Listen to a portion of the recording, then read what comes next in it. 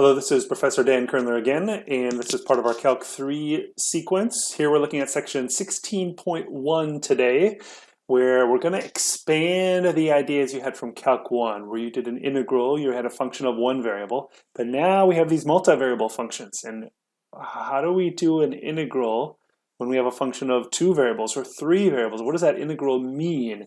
So we're going to look at double integrals. We're going to split that into two sections. 16.1 is double integrals over a rectangular region, and then 16.2 will be double integrals over a more general region. All right, so the objectives for this video, we're going to try to evaluate definite and indefinite integrals for a function of two variables. We're going to evaluate an iterated integral, and then we're going to talk about how to compute the average value of a function that is a function of two variables.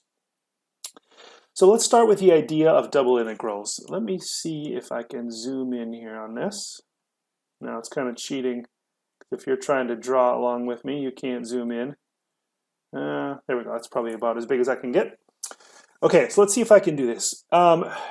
The idea is, if you remember what you did in Calc 1, you split your x-axis up into different intervals, and then you made a rectangle.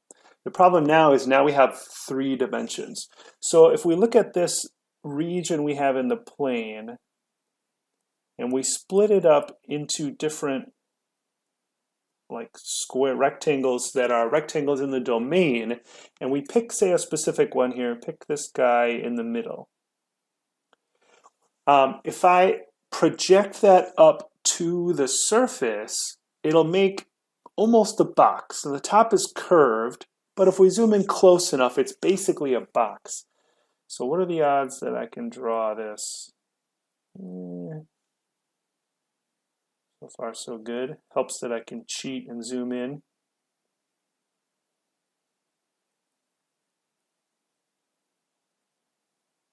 And then there's a back in there too, something like that. So what I'd like to do is I'd like to look at that particular region there and find the volume of that particular box. Let's see, we have let's pick a point in here. Can I do a different color? Pick a point in here, call this point x sub k and y sub k, and we're going to put a little asterisk there for reasons that will be explained in a little bit. The height of this then, so that x sub k, y sub k is some point inside our little rectangular region. The height will then be the function value evaluated at x sub k star, y sub k star. All right, so they are somewhere in the interval. Then the volume of this, again, it has a curved top. If we zoom in close enough, it's basically a flat top. It's kind of like your rectangles from Calc 1. It's basically a flat top. So let's call it this way. V sub k will be approximately equal to, let's see, we'll call the height f of x sub k star, y sub k star, times the area of the base. I'm just going to call that, we'll call it delta A sub k. That will be the area of the base. And that will simply be the change in x multiplied by the change in y. So delta x sub k multiplied by delta y sub k. And so we'll get this volume then, and if I add up all of them, that'll give me the volume of this region here. I don't know if I can quickly do another color, but we'll have this whole big shape here. Right, it's this whole solid. If we add up all these little volumes, we'll get the volume of the whole thing. And that is the idea behind a double integral. So let's give a definition. We're going to say a function defined on a rectangular region R. That rectangular region R, if we scroll back up here a little bit, that rectangular region R is this kind of gray box. That's like the domain of this function. So the function f defined on a rectangular region R is integrable. Basically, you can find its integral if, and then I'll explain what this limit means, if that exists for all partitions, all kind of breaking up for the region, and for all choices of x sub k, y sub k within these. That limit is called the double integral of the function f over the region R. And so we can write the double integral over the region R of the function f of xy, and we'll just call it dA. That will be equal to, and I'll explain what this is. This looks weird to have just a delta going to 0. Like, what is delta going to 0? That's kind of weird. But hold on. The sum, and then we're going to add up all of the, well, they're the rectangles, but then three-dimensionally they become these boxes, right? So we're adding up all the boxes. So that's f of x sub k star, y sub k star, delta a sub k. So what that delta is, again, from Calc 1, you have the limit as the width of the interval goes to 0. So in Calc 2 or Calc 3, we have the width and we have the limit as like the two sides go to 0. So that delta is representing, like, it's called the norm. So that as that norm goes to 0, the widest one goes to 0, we get the double integral. Okay, so you may wonder, okay, that's great. I need to zoom. I did not zoom back out. I need to zoom back out. All right, so now the question is, what can we do with it? Well, let's introduce with an example. So suppose we have a function f, and we know its partial derivative with respect to x is 6x plus 2y, and its partial derivative with respect to y is 2x. What could the original function be? Well, if we take this first fact, if that's its partial derivative with respect to x, we must have had a 3x squared in there, right? Because the derivative with respect to x would be 6x. And we must have had a 2xy because the partial derivative of that with respect to x would be 2y. And we could have also had some other function of y. I think we'll call it g of y, some other function just of y, because its partial derivative with respect to x would just be 0. The second one, similarly, we know that f of xy, if that's its partial derivative with respect to y, we must have had a 2xy in there, because the derivative with respect to y would be 2x. And then there could be some other function of x, call it h of x.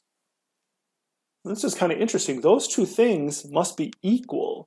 So if we look at that, we can see the 2xy is in common. So f of xy definitely has a 2xy. You'll notice there's a 3x squared. Well, that must be the hidden function of x. So there must be a 3x squared. Now there is no other g of y, but you can always have some constant in there. So there could be some arbitrary constant in there as well. And so if we know these two partial derivatives, that can give us what the original function is. What we did there is we integrated. The key here is we integrated, but we treated one of the variables as constant. Okay, let's move on to the next page. Here is an example, and this is a definite integral. We're going to integrate from 1 to 5, 3x squared y dx. And here, this is just integrating with respect to x, so y is being held constant. That 1 and 5 are x values. Keep that in mind. So integrating with respect to x, that would be x cubed y from 1 to 5. Right? The derivative with respect to x would have been 3x squared y. And we're evaluating from 1 to 5, and again, these are x values. So this will be 5 cubed times y minus 1 cubed times y, which is 125y minus y. So we get 124y. Right? The next one's kind of interesting. Here we're integrating, again with respect to x. We're integrating 3 over x, that's easy enough, and we're integrating from 1 to y. It's kind of messing with you here, but those are x values. 1 to y, those represent x values. We'll have 3 times the natural log of the absolute value of x from 1 to y, which will be 3 times the natural log of the absolute value of y minus the natural log of the absolute value of 1. That is 0, so we get 3 times the natural log of the absolute value of y. Okay, why don't you try this next one on your own? Pause the video. This one we're integrating with respect to y. So that x to 10, those are y values, and x itself is treated here like a constant. Okay? So pause the video and try this one on your own.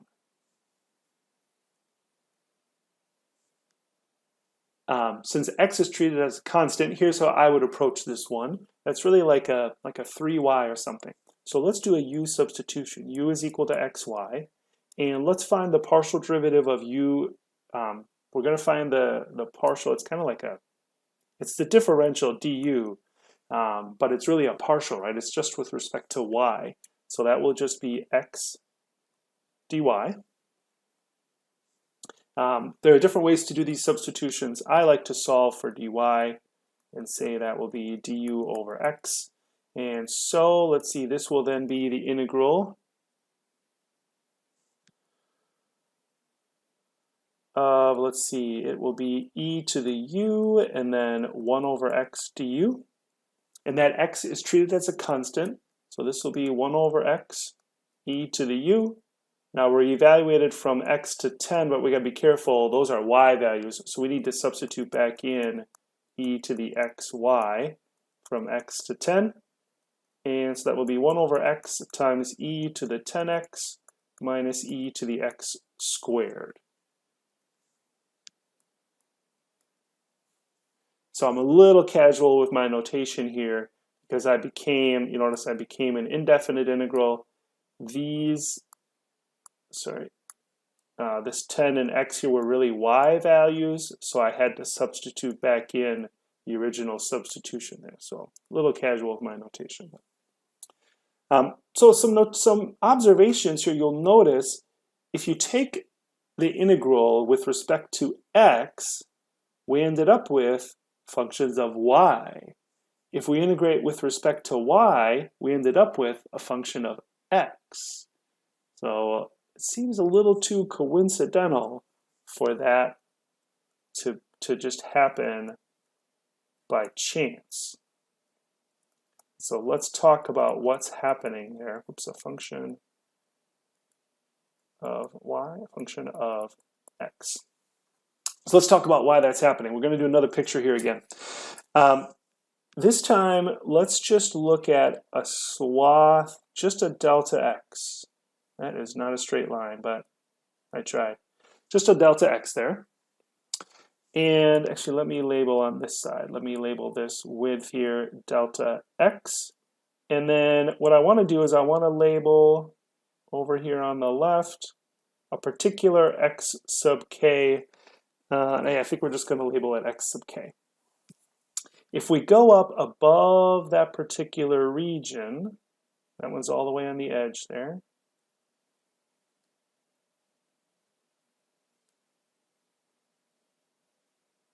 What we have is kind of like, we're looking just on the side of it here, it's kind of like a slice of bread, something like that, if that makes sense. So we have this slice of bread, and the area of the edge here, this area, depends on the particular x value.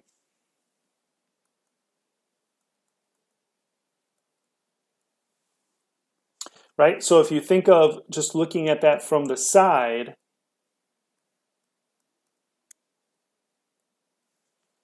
we just have like a little pointer like this. This is the area, and it's really a function of x. That area there is a function of x. So the full volume, sorry, the volume of this shaded region, just that little slice of bread, say, the volume of that slice of bread, would be area as a function of whatever that particular x sub k is whatever that, the area of whatever that, the area as a function of whatever that x sub k is, and then we'd multiply by the width delta x. So we'll have the area of the end and then multiply by its thickness, and that will give us the volume of that slice of bread. We want to find the full volume. So the full volume, we would then integrate from a to b of all of those area functions dx. So the question then is, how do we get that a of x?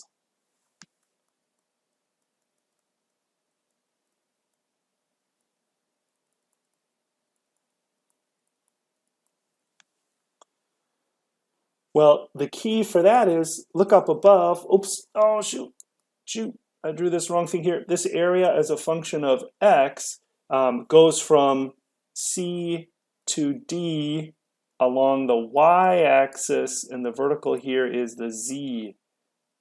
Oh shoot. If I were professionally producing these videos, I would go back and edit that. I do not have time for that at the moment, unfortunately. So if you look, we're looking here at the side on this picture. We're looking at, I need another color here. We're looking right here at the side. That's going from C to D on the y-axis. And then our slice of bread goes up to the z, right? The height of the slice of bread is a z value. So the way we can get that area as a function of x is we can integrate from C to D just of y of the function, just of y. So the way we get a of x, let me see if I can scroll over. That a of x will be the integral of the function of x and y, but just integrating from C to D with respect to y. So that we're kind of looking just at that cross section. So just along that cross section for a specific x, what will be the integral from C to D? That'll give me the area of the edge of slice of bread. And you're integrating that function of x and y, but just with respect to y. Then the full volume becomes, let me see here. I need to do a little moving around here. Take that and move it up here. Good. Okay, back to drawing. This is the coolest thing ever. So now I have the integral from a to b of the area, but the area is itself the integral from C to D of f of xy dy. We're integrating that with respect to x. So that, scroll down a little bit, that is how we get a double integral, an integral with respect to x and then also with respect to y.